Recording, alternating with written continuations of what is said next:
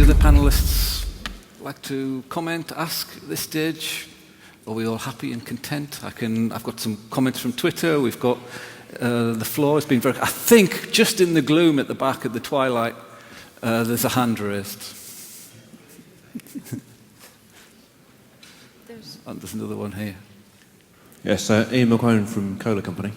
All the discussion this afternoon, I think, has been all about services. So my question is, what's the role for a manufacturing company in the collaborative economy?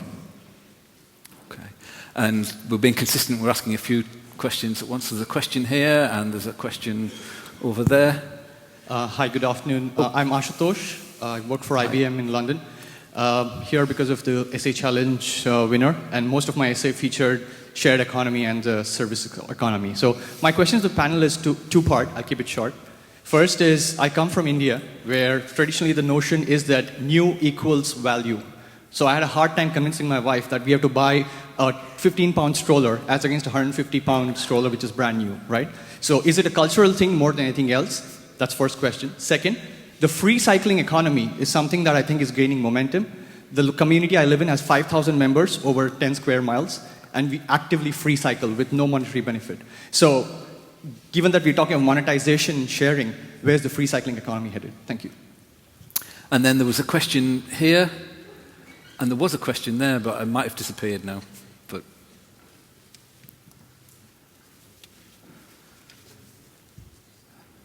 oh, not too many mics.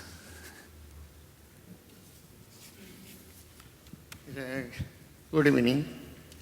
It's a question to Rachel. As a Londoner, Rachel, Uber is a gift for London commuters. I have been living in London 42 years.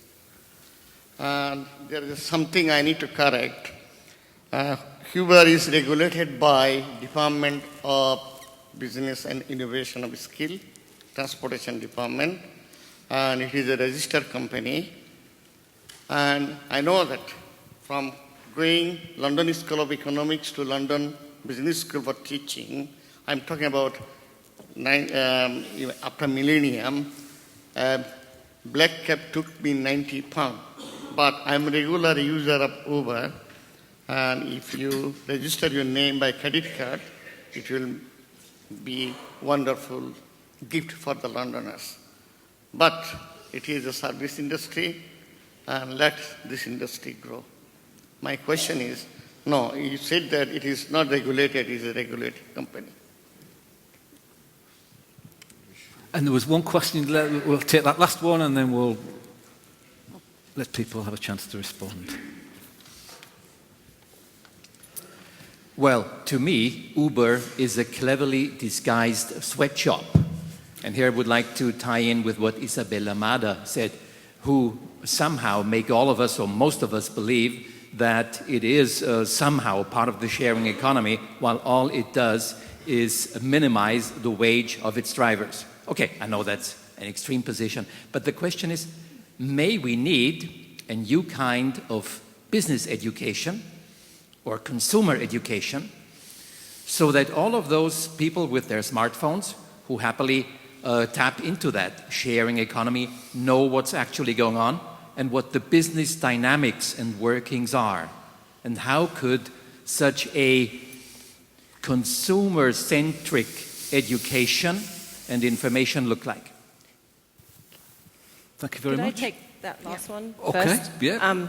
So this is a really interesting question, and it's something I've actually been working with the UK government around as to whether we can develop some kind of trust mark that holds these companies to standards, that they have a responsibility around minimum wages, around worker protections, around data protection, around payments and refunds, and I can't share the details. I mean, this is what we're trying to produce, is some kind of new trust standards that create this kind of accountability. And it's really interesting to me.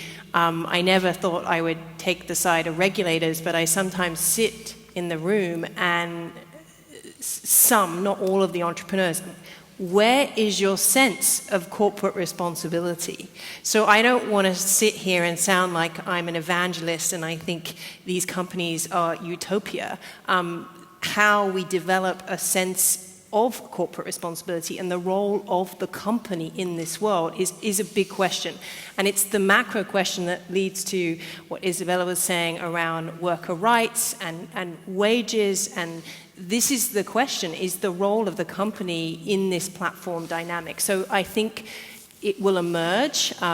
We won't get it right, but some kind of trust standards are needed to help both providers and customers make good decisions about these companies. I can go or you can go. I would also like to go with the last question.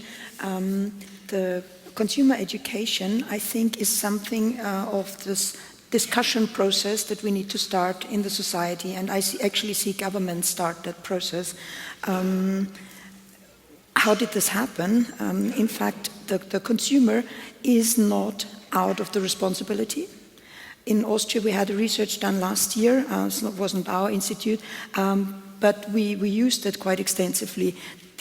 As an example, the Austrian economy. The Austrians themselves buy 3 billion more euros more abroad than the Austrian economy has as an income or as a turnover online. So there is minus 3 billion just for Austria. So that's like a lot. So we were thinking how to go about this, and actually, in fact, the Vienna city government was thinking how to go about this, and they called a conference, a sharing economy conference, this Monday, previous Monday, and invited people from various industries, from taxis, hotels, the president of the Hotel Association, director of tourism. So there was like a number of students, journalists, everybody who was interested was invited and to join the discussion. And I think this is a way how government can also become a network and start a discussion with a society. For people who are interested, everybody's not going to be interested, maybe affected, then interested later, could be. But I think this is a way how this type of education could happen, because it's not going to do with an advert in the newspaper, I think. Robin? I'm going to go quickly down some of these. For manufacturing, I think it depends how far out we're looking, but I think we're going to be moving to 3D printing. And so it will be the platform with the recipe for doing it, and it will be customized and localized and built in a different way, and adapted. So I think that's what's going to happen with 3D printing. I love the question from the person from India. I was hugely amused. One, saying, I need to have a new object for status. Two, everyone is sharing everything without money. So I think you answered your own question. Moving on, around educating consumers, I have been deeply struck that people, why not be aggressive here? We're now worried about jobs in our own neighborhoods. Who has not bought underpants that cost $1.50 that were made in some horrible way in other countries? It was just outsourced that I couldn't see it visibly. The thing about capitalism today is that it all goes down to the exact cost. And all of those externalities in that whole resource chain, except for a few people who dig deep and work hard and care, they go to that one point. So I think that's a worldwide global problem. And I just want to throw in here, for me, and I see that what we need to get to, and I like Rachel's idea, and I would say that's the first order effect, but I think we need to get back to a basic income, because there are not going to be the jobs. And we have created a social contract that we spent 200 years figuring out that was all tied to the industrial way of working, which was full-time labor with work rules. And now, as was said, we have 40% of Americans who are freelance, also known as, I love this, what was it? Insecure contingent workers, AKA freelancers. So this is the movement, and I think we have, as many countries have decided, we do value a basic minimum standard. I think we need to establish that as a platform on which people can do all their innovative, creative, other things, and productivity gains will need to be shared. Okay. Isabella, you have a quick comment, and then we'll try and get the a Twitter question in before we end. I would actually like to answer one of the questions about how does a production company go about the new ways of businesses that is done on the platforms. As an example, I would bring the hearing aid industry in the US. Up until last year, within 500 days, the hearing aid industry completely converted to a new method of production that is 3D printing. So they now 3D print the hearing aids. And not a single company in the industry that stuck to the traditional method survived. So this is what is up for disruption in the business model. And there was also, this is the one thing, disrupt yourself. This is like a harsh imperative. But basically in all the industries, disruption will come in. So we will see that. And so the companies, I think, will shrink and source work on the one hand, like become a strategic operation more than a several thousand people operation. And there is also, I think, a tendency to join platforms in whichever way this is suitable for your industry, and to make alliances, like Charles Bouyer said before. Every industry can work in alliances. Like we are also a consulting company, we do the same. Okay. I'll just try and get one. We've got about 3-4 minutes left, so I'm just trying to get one question. Unfortunately, it's a big one, but it goes back to something that Oussama was talking about. And what is it that's driving this kind of economy, whatever we're going to call it? Is it pain? Are we trying to resolve a problem? Or is it impact, economic value generation? And it goes back to something that we promised over lunch we would talk about. So, I mean, there are a number of big issues coming down the line. The environment is one of them. The Bank of England is saying things like, there's going to be another economic crisis. I mean, some people were predicting October the 1st, and it didn't happen, but that we're going into that. Is this kind of economy something that could, that will be washed away in that? Will it be part of how we negotiate, come out the other end of that? And you've got about 2 minutes. Oussama, you've been quiet, so you need to talk now. Yeah, sorry. Sorry, I didn't understand the question. What is driving this economy? Yeah, start with that one. I think. Is it solving a social problem? I think there is multiple force. Some of them are contradictory. There is not a single source. There is not a single force. Some people are doing that because they genuinely believe that they are doing something that will change the world in a positive way. Some people are doing that because they dream to become really, really rich. And all of that ends up on the same ground and on the same playground. And that playground, again, is a question of where our societies are going towards. And don't get me wrong, I think that every hotel major company in the world is shifted for disruption. It's a very good news. I mean, as a hotel user, I suffer during years. As a taxi user in Paris, I can tell you that my life has been a hell for so many times. So if all these people can be just disrupted and it will be fine. So I mean, whoever the reason is, and just to reply a little bit to the traditional establishment vision of Uber worker. Like, don't forget that a lot of Uber workers are very happy to do that job, that it's a way for them to have something in life. And you don't imagine how many companies like that represent an opportunity of freedom.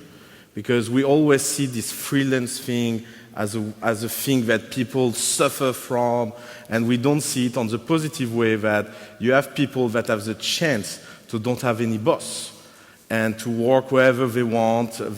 Like, for example, we have a company in our portfolio called WeSlash that create an algorithm that help Uber driver to know when there is a price surge, so they can work only during the price surge time and reverse the power against Uber.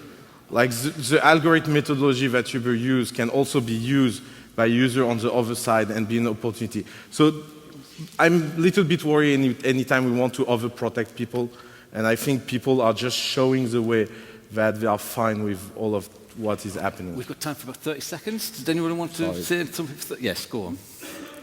Well, I can, if you may. I would see the enabler be IT. With IT, we used to optimize processes. We used to increase the efficiency. This was all like really nice stuff that did happen. We changed the communication via social media right after. And at the moment, IT is busy changing players and rules, and this is also where all of us and society and governments come in, because now it's invading our area, and we should be involved in the discussion, I think. Can I make one last, Quick. really quick? Okay. I'm not going to go through there's economic, social, environmental, and technological drivers. You can ask us in the break what those are. But I think one thing that is, often these panel discussions, somehow they get co-opted by Uber and Airbnb, and it's really frustrating because the really important thing, and Robin emphasized this, is that this is a paradigm shift. This is a different lens of looking at the world. And really, I think the driver when you dig across these examples is that this is a new way to unlock value from assets. And this is a new way to think about connections between people. And it doesn't matter if we're looking at sort of the micro-earning end of the spectrum or the high end of the spectrum, which we didn't touch on today. So it's a profoundly, technology is unlocking the value of assets and then changing connection of people, and that's rippling across multiple different sectors. Thank you. I think that's all we've got time for. Thank you very much for such a stimulating discussion.